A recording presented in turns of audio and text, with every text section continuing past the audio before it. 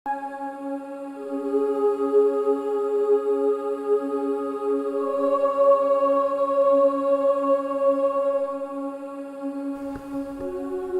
संप्रदाय के शिववतारी गुरु गोरखनाथ की पावन भूमि गोरखपुर।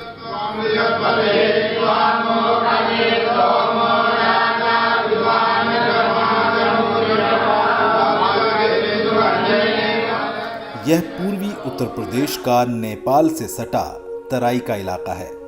विभिन्न नदियों और सुंदर घने वनों से घिरा हुआ यह भूभाग आने वाले समय में इको टूरिज्म की दृष्टि से प्रदेश के नक्शे पर चमकने को तैयार है।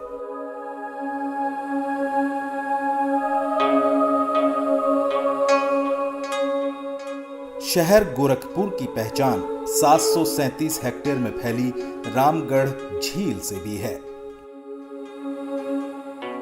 किंवदंती है कि प्राचीन काल में इस ताल के स्थान पर एक प्राचीन नगर था जो किसी ऋषि के श्राप से ध्वस्त हो गया और वहां ताल बन गया। उत्तर प्रदेश सरकार ने इसे एक पर्यटक स्थल के रूप में विकसित किया है।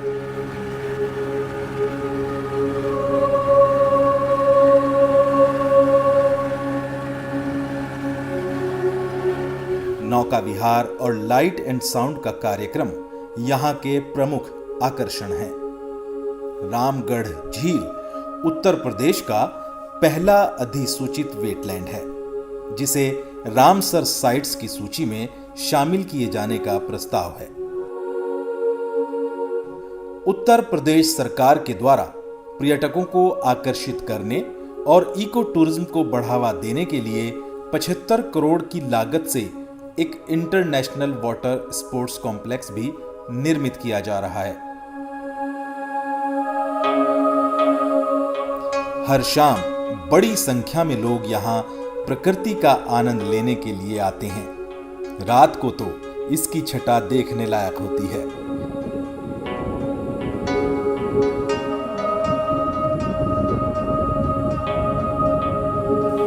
गोरखपुर शहर को इको टूरिज्म के नक्शे में सबसे ऊपर रखने के लिए यूपी सरकार ने इसी ताल से सटे 121 एकड़ क्षेत्र में शहीद अशफाकुल्लाह खां प्राणी उद्यान भी स्थापित किया है।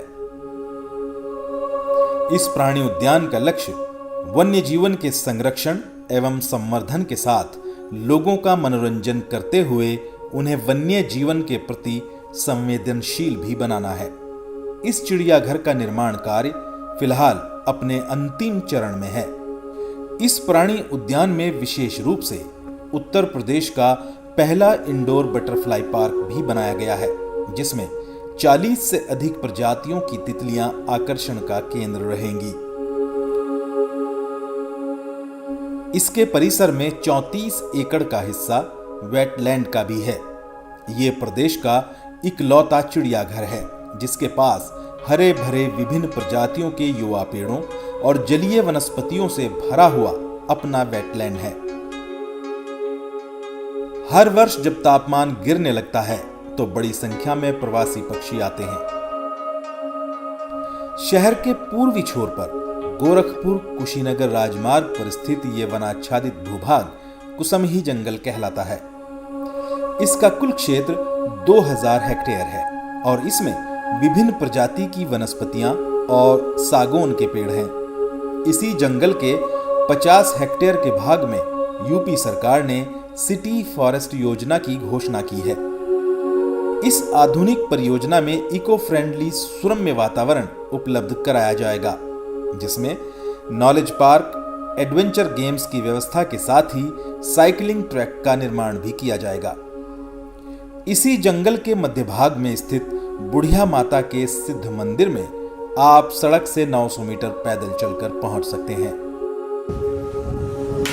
माना जाता है कि माता के दरबार में सबकी मन्नतें पूरी हो जाती हैं। नवरात्रि में नेपाल और बिहार से बड़ी संख्या में श्रद्धालु यहां दर्शन करने आते हैं और विभिन्न धार्मिक अनुष्ठान करते हैं।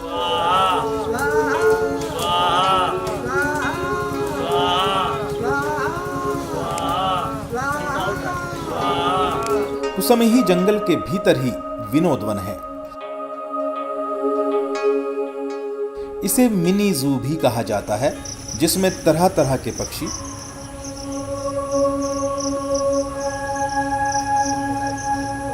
सर्प,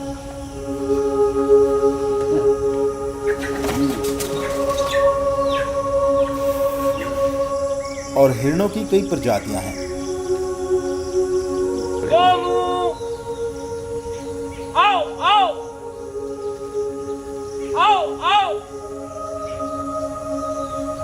ये शहर के लोगों के लिए हमेशा आकर्षण का केंद्र रहा है। इस परिसर से सटे वन विभाग का एक गेस्ट हाउस भी है, जिसका बहुत बेहतर रखरखाव किया जाता है। परगापुर ताल महाराजगंज जिले के आनंद नगर के पास स्थित है। 69 हेक्टेयर का ये विशाल जलाशय अपने अद्भुत सौंदर्य के लिए जाना जाता है। इसका अद्भुत विस्तार इसे अपने आप में अलग बनाता है। परगापुर ताल को उत्तर प्रदेश सरकार कछुओं और मगरमच्छों के प्रजनन एवं संरक्षण केंद्र के रूप में विकसित करने और इसका सुंदरीकरण करने जा रही है। आने वाले समय में यह इको टूरिज्म का प्रमुख केंद्र होगा। चारों तरफ से सघन वनों से घिरे होने के कारण वन रक्षक वन संपदा की रक्षा करने के लिए इस ताल में सघन पेट्रोलिंग भी करते हैं। यह गोरखपुर शहर से लगभग 51 किलोमीटर की दूरी पर स्थित है।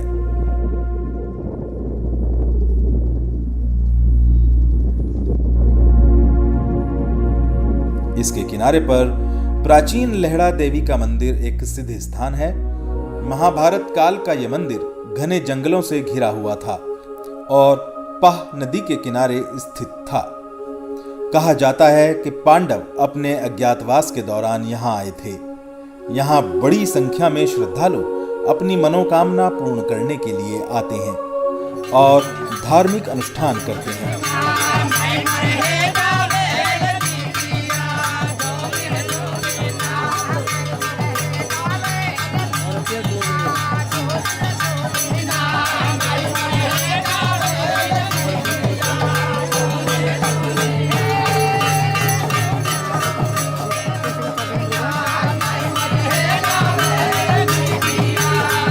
इसका प्राचीन नाम अद्रौना देवी मंदिर था।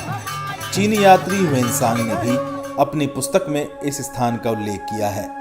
आने वाले समय में गोरखपुर को इको टूरिज्म के क्षेत्र में एक महत्वपूर्ण स्थान दिलाने में इसकी भूमिका महत्वपूर्ण होगी।